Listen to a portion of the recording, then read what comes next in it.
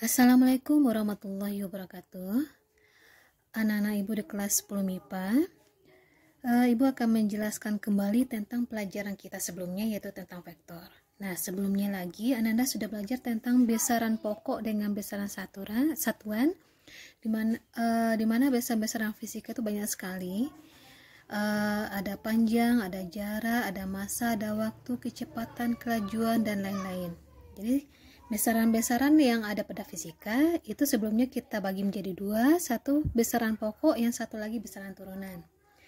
Nah, sekarang kita akan lihat besaran itu terbagi pula atas dua, berdasarkan ada yang besarannya punya nilai saja, ada yang besarannya punya nilai dan arah.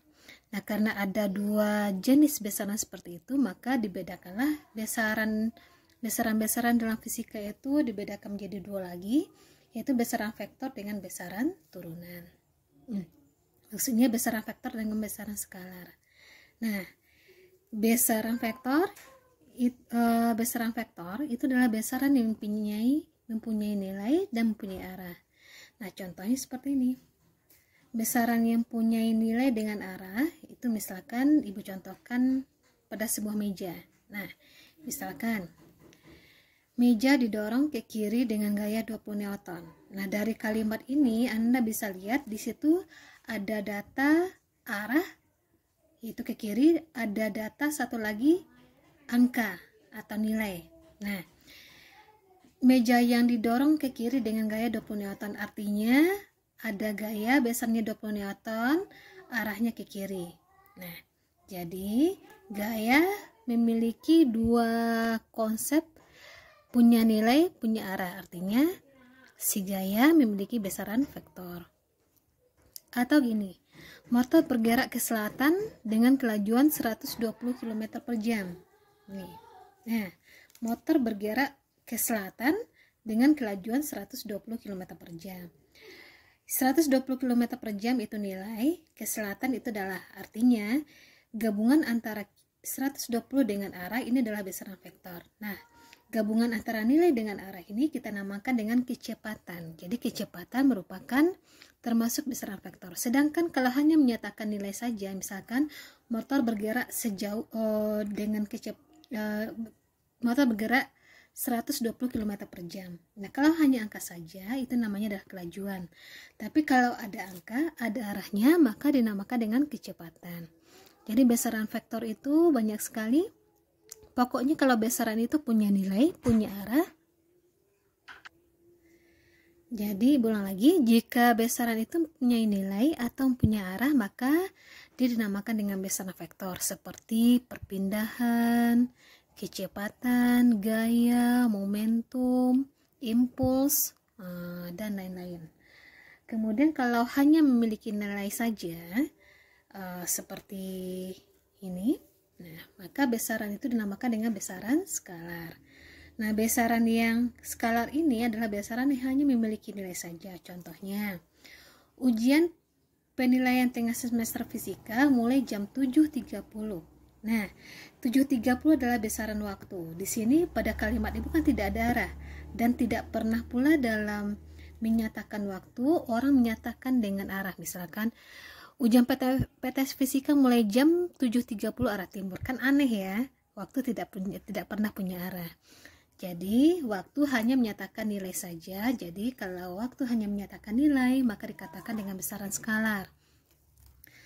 Kemudian contoh berikutnya, Ani menimbang massanya dengan neraca berat badan. Ternyata neraca menunjukkan angka 50 kg.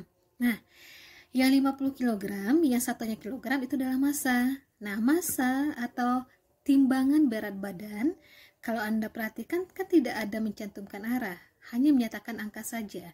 Artinya massa hanya besaran skalar atau besaran yang hanya memiliki nilai saja. Nah, besaran fisika yang hanya memiliki nilai saja itu banyak sekali, seperti jarak, kemudian massa, waktu, jumlah zat, kemudian energi kinetik, energi potensial, dan masih banyak lagi ya. Nah, pertanyaan ibu berikutnya adalah, apakah menurut Ananda arus listrik? Nah, apakah arus listrik itu apakah arus listrik itu besaran vektor atau besaran skalar? Nah, silakan Ananda cari sendiri apakah arus listrik itu besaran vektor atau besaran skalar. Oke, kita lanjut ke materi berikutnya. Nah, besaran vektor itu dapat dilukiskan. Selain dilukiskan juga bisa dihitung berapa besar vektornya.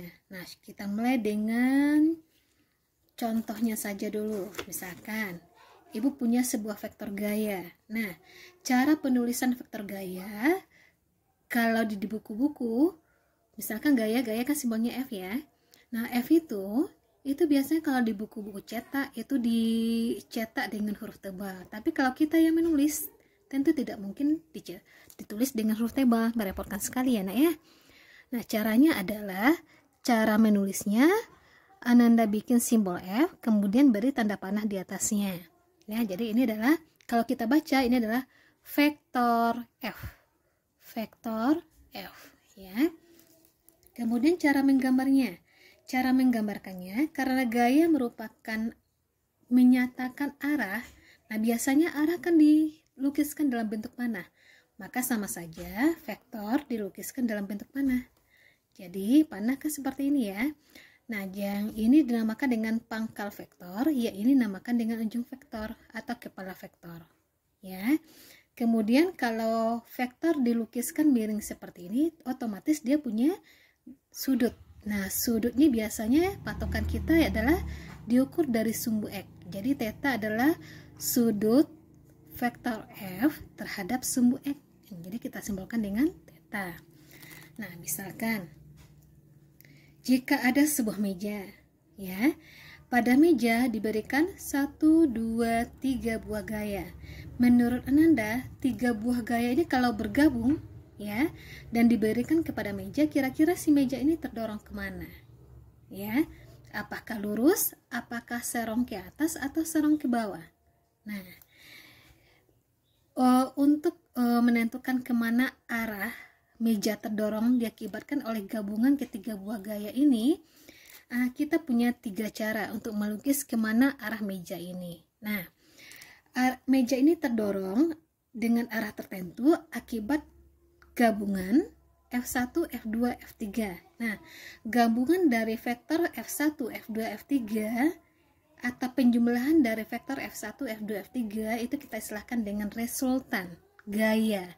Karena kebetulan di sini gaya vektor kita adalah gaya ya, maka gabungan ketiga vektor gaya ini kita istilahkan dengan resultan gaya. Jadi untuk selanjutnya, kalau Ibu mengistilahkan resultan gaya atau resultan vektor, artinya jumlah-jumlah vektor yang bekerja pada suatu benda, ya, paham ya nak ya? Nah, melukis resultan vektor itu ada 3 cara. Ada yang caranya metode segitiga, poligon, jajar genjang. Nah, kemudian itu untuk menentukan kemana arah resultan gayanya, atau kata sederhananya di contoh tadi, ketiga buah gaya yang bergabung ini menyebabkan si meja ini arahnya kemana. Nah, arah meja bergerak itu kita namakan dengan arah resultan gaya. Nah, jadi arah resultan gaya ada 3 cara melukisnya: metode segitiga, poligon, jajar genjang. Segitiga dengan poligon itu mirip. Nah, kalau jajar genjang sesuai dengan namanya, maka nanti bentuk dari gambar kita nanti umumnya berbentuk jajar genjang. Nah, kemudian kalau disuruh nanti mencari berapa besar dari resultan vektor. Nah, mencari resultan vektor kita akan menggunakan rumus aturan kosinus nanti. Nah, sekarang kita lihat metode yang pertama, yaitu metode segitiga. Nah, sebelum kita masuk ke metode segitiga atau metode resultan vektor, nanti aja, yang ini nanti aja nih. Nah, yang ini menentukan besar resultan. Nah, ini kita lihat bagaimana cara melukis resultan vektor. Nah, cara melukis resultan vektor yang pertama adalah metode segitiga. Nah, caranya gini, kita ke contoh soal aja bisa, biar Ananda bisa langsung paham. Misalkan Ibu punya 3 buah vektor, vektor A, vektor B, vektor C. Vektor A arahnya ke kanan, vektor B arahnya ke bawah lurus, vektor C arahnya serong ke kiri membentuk sudut 30 terhadap sumbu X. kalau kita ingin melukiskannya, ya. Nah, sekarang kita akan cari berapa kalau A dengan B, kalau vektor A dengan B kalau kita gabung, kira-kira arah vektornya kemana? Arah resultan vektornya kemana? Gabung antara A dengan B, arahnya kemana? Nah, caranya adalah yang pertama Anda lukis vektor pertamanya dulu. Vektor pertama kita adalah A, jadi lukis ini dulu, ya. Jadi A dilukis dulu. Nah, anggap sama panjang ya. Kemudian lukis vektor B-nya. Vektor B ini, ya. Cara melukiskan vektor B, maksud ibu gini, setelah A dilukis, lanjut Ananda gabung vektor B ini ke vektor A. Nah, caranya adalah yang pangkal vektor A itu Ananda impitkan ke ujung vektor pertama, yaitu yang ini, ya. Jadi pangkal dengan ujung itu berimpit. Nah, jadi pangkal ini Ananda himpitkan atau dempetkan dengan ujung vektor A. Kira-kira seperti ini. Nah, yang resultan atau gabungan antara A dengan B atau resultan vektor gaya antara A dengan B, cara melukisnya adalah Ananda tarik garis dari pangkal vektor pertama. Ini kan vektor pertama kita ya, pangkalnya ini. Kemudian ke ujung vektor terakhir. Vektor terakhir kita ini. Nah, ini. Jadi, resultan vektor kita adalah tarik garis dari pangkal vektor pertama ke ujung vektor terakhir. Jadi kalau digambarkan kira-kira seperti ini.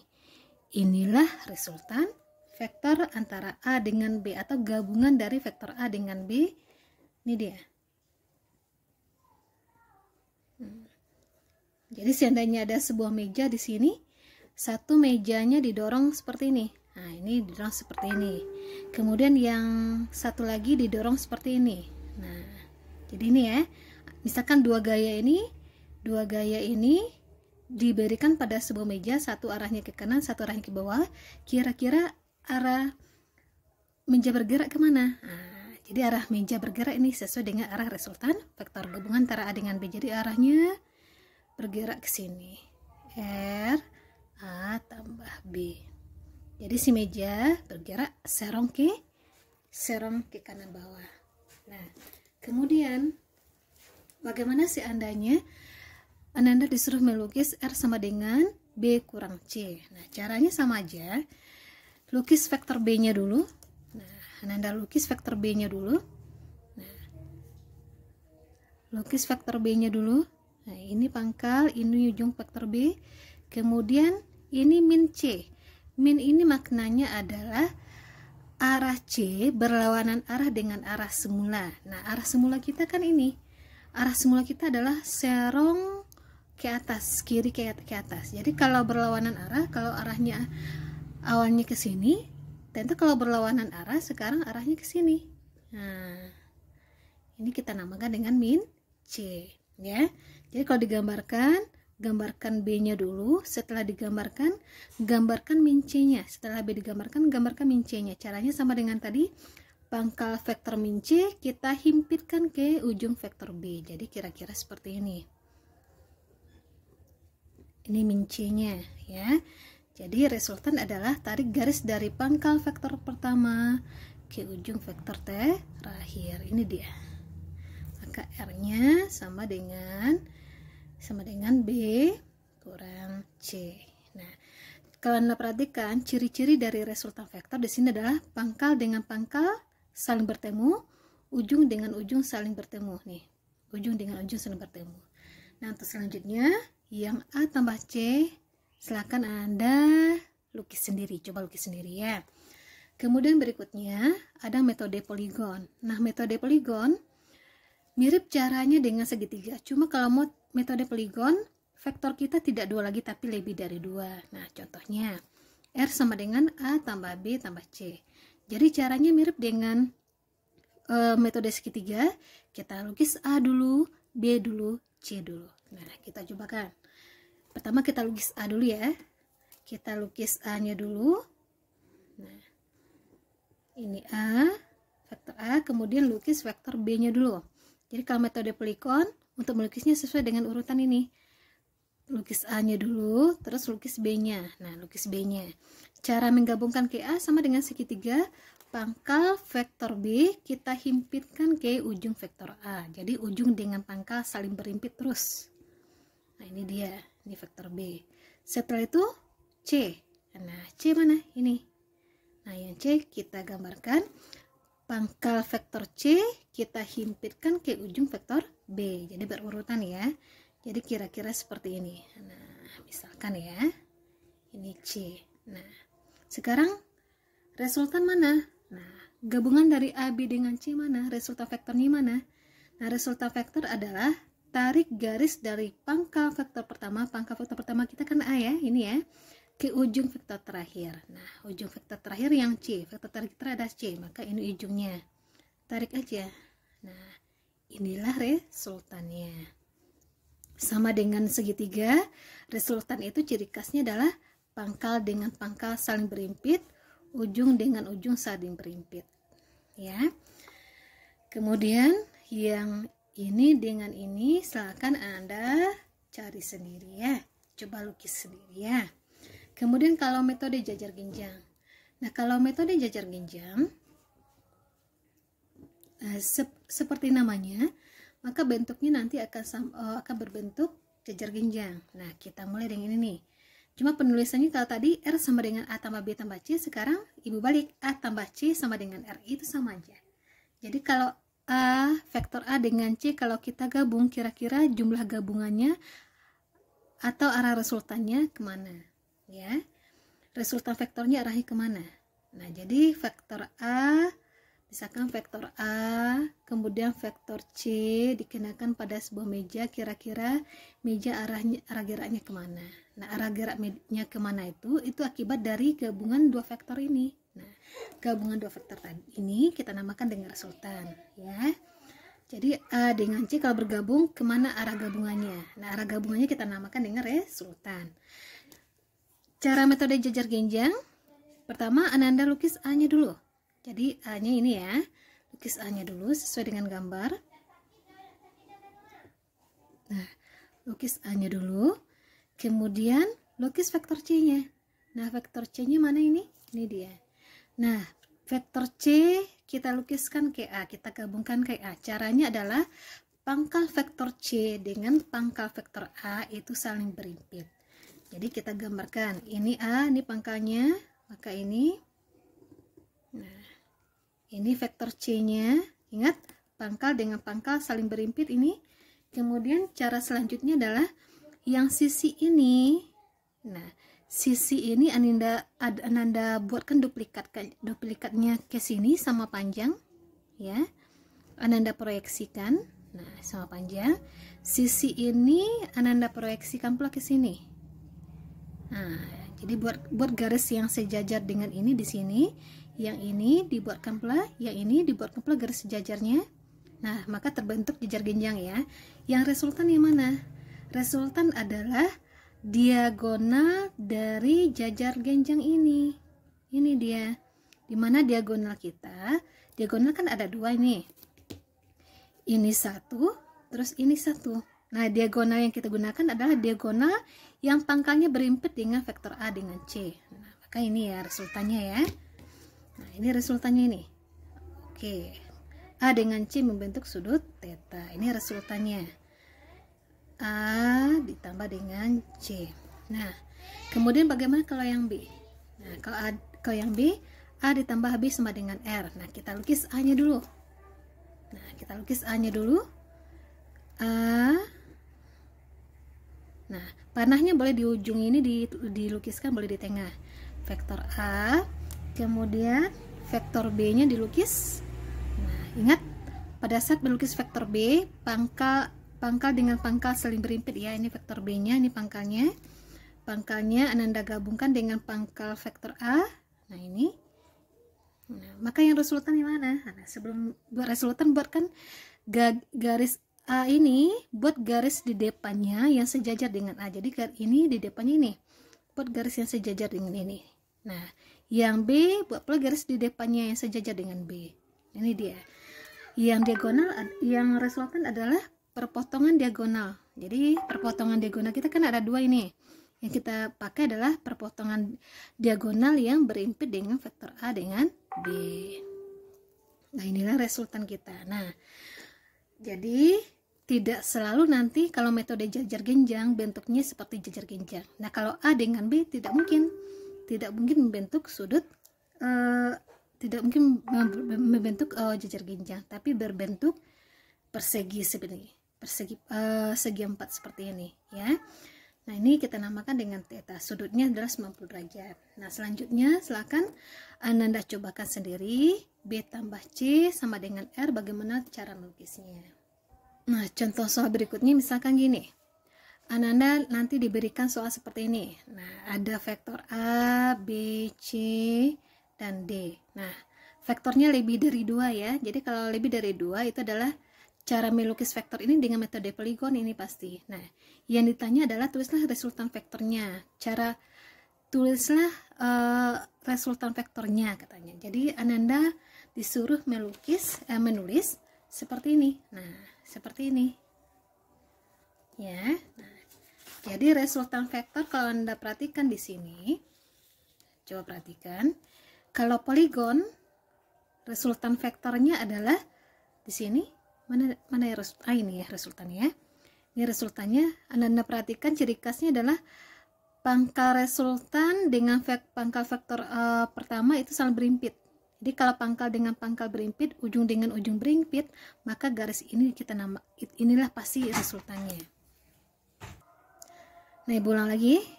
Jadi kalau bertemu dengan gambar ini, Ananda bingung menentukan garis mana yang merupakan resultan. Caranya mudah. Lihat kalau ada pangkal dengan pangkal saling berimpit, ujung dengan ujung saling berimpit. Jadi ini yang ujung ini panahnya pindahkan ke sini ya. Ujung dengan ujung saling berimpit, pangkal dengan pangkal berimpit, maka inilah resultannya. Maka D sama dengan gabungan antara, kita mulai dengan ini dari pangkal ya sampai ke ujung. A tambah B tambah C. A tambah B tambah C. Nah, atau seperti ini. Soal nomor 2. Yang manakah lukisan resultan vektor A tambah C sama dengan B? Nah, segitiga dengan poligon mirip ya. Yang B ini resultannya ini. Nah, kalau resultan ingat cari garis yang pangkal dengan pangkal berimpit, ujung dengan ujung berimpit. Nah, kita lihat yang bagian pertama. Yang bagian pertama yang pangkal dengan pangkal nih, pangkal dengan pangkal, ini ujung dengan ujung. Tapi Mas Ibu, ini pangkal dengan pangkal, ini pangkal dengan pangkal berimpit. Inilah vektornya. Cuma sekarang vektornya, resultan vektornya adalah C. Kita maunya yang B. Ya, kita maunya yang B. Ini C. Jadi bukan ini yang kita ingin pilih, ya. Atau yang nomor 2. Pangkal dengan pangkal, mana pangkal dengan pangkal? Ini pangkal dengan pangkal berimpit, ujung dengan ujung berimpit, maka inilah resultannya. Maka B sama dengan, kita mulai dari penulisan dari pangkal, C tambah A, C tambah A. Coba lihat apakah ini yang dimaksud gambarnya. A tambah C sama dengan B. Ini B sama dengan C tambah A. Ya, ini. Nah, A tambah C, C tambah A itu sama aja. Ya, jadi B sama dengan A tambah C. Jadi C tambah A tambah C itu sama aja. Ya. Kemudian bagaimana kalau yang C? Kita bahas juga yang C ya. Kalau C kira-kira ini penulisan vektornya bagaimana nih? Mana pangkal dengan pangkal? Ini pangkal dengan pangkal, ujung dengan ujung, maka ini adalah resultannya. Maka C sama dengan B ditambah dengan A.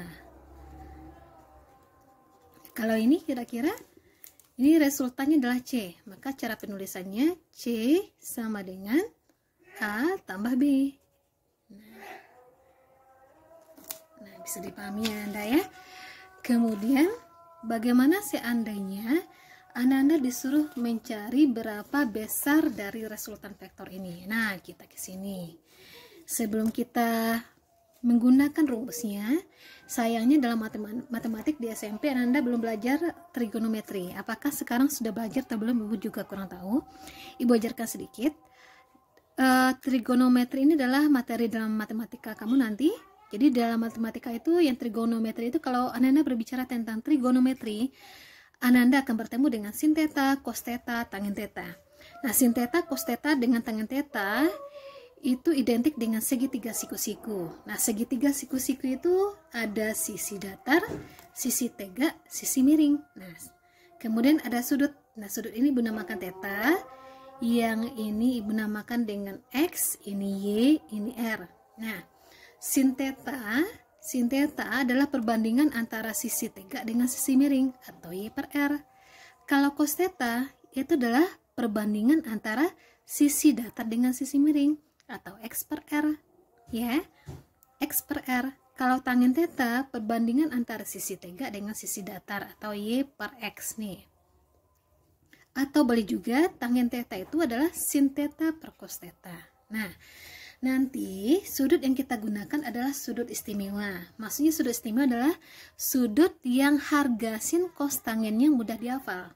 Nah, sudut-sudutnya adalah ini Ibu pakai yang kuadran pertama saja ya. Sudut kita ada 0, kita mulai dari hitungan 0 derajat, 30, 45, 60, 90, 37, 53. Ya. 0, 30, 45, 60, 90, 37, 53. Nah, kemudian nanti hasil sin dengan cosnya Ananda hafalkan ini. Urutan Ananda hafalkan aja dulu urutan angka ini.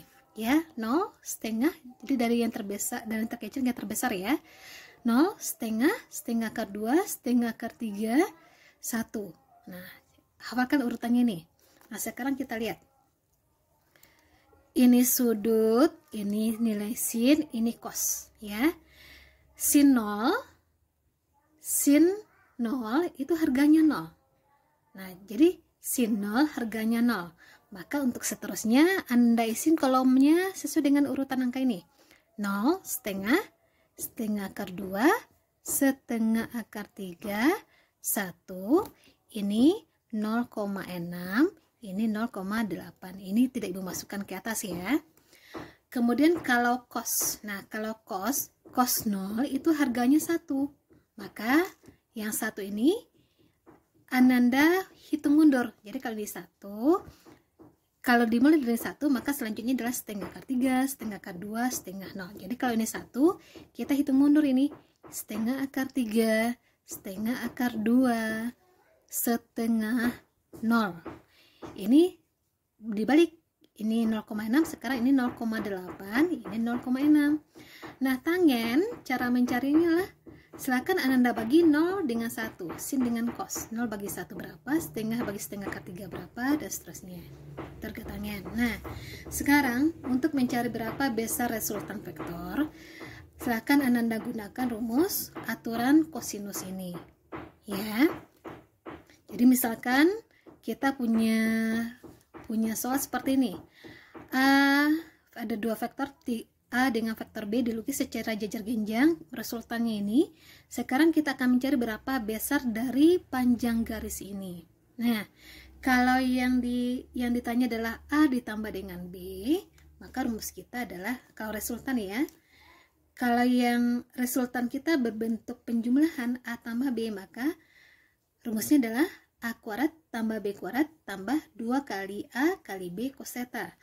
Tapi kalau seandainya yang ditanya adalah berapa besar, jadi kalau besar ini pakai ini ya, kalau R saja itu vektor R, tapi kalau ditanya besar vektor R, jadi kalau besar simbolnya garis lurus kiri kanan, jadi besar vektor R. Nah, kalau yang R kita dalam bentuk selisih, misalkan A kurang B, maka mencari besarnya mirip dengan ini, akar A kuadrat tambah B kuadrat. Bedanya di sini kalau ditambah ini kurang 2 kali A kali B cos theta. Nah, yang cos theta Ibu sudah tunjukkan tadi harga-harganya berapa. Nah, sekarang kita cobakan memasukkannya, karena yang tanya adalah besar dari resultan vektor ini, dan resultan vektor kita adalah penjumlahan A tambah B, maka kita gunakan rumus ini. A-nya di sini adalah 3, maka kita tulis di sini 3. 3 dikuadratkan tambah 4 dikuadratkan tambah 2 A kali B, A-nya 3, B-nya 4, cos theta. Theta kita 60. cos 60 derajat sama dengan kali, kita kali di sini 9, 3/2 9 tambah 4 kali 4 16 tambah 2 kali 3 6 kali 4 24. Cos 60 tadi berapa nih? Cos 60 setengah ya, jadi kali setengah sama dengan 24 dengan 16 jangan digabung dulu ya, selesaikan perkaliannya dulu. Ini dengan ini 24 bagi 2 12, jadi sama dengan 16. Nah 9 tambah 16 tambah 12 adalah 37. Nah akar 37 itu tidak bisa langsung kita cari. Nah akar 37 bukanlah angka yang bagus yang bisa langsung dicari, jadi boleh Ananda cukup sampai di sini hasilnya akar 37 Newton ya. Jadi tidak perlu dicari hasilnya karena nanti dalam ujian biasanya dalam ujian tidak boleh menggunakan kalkulator. Jadi boleh sampai di sini aja akar 37. Tapi seandainya gini, Anda mendapatkan hasilnya adalah akar 20. Nah, yang akar 20 harus disederhanakan. Nah, caranya adalah akar 20 itu kan perkalian antara 4 dengan 5. Jadi akar 4 dengan 5 itu sama dengan akar 4 kali akar 5. Jadi akar 4 berapa? 2 ya. Jadi 2 akar 5 tidak ada, cuma susah mencarinya, harus menggunakan kalkulator, jadi tetap akar 5 aja. Jadi akar 20 itu sama dengan 2 akar 5. Nah, yang melukis resultan vektor dalam menghitung besar resultan vektornya kita cukupkan sampai di sini. Kita lanjut ke video berikutnya tentang vektor komponen atau penguraian vektor. Assalamualaikum warahmatullahi wabarakatuh.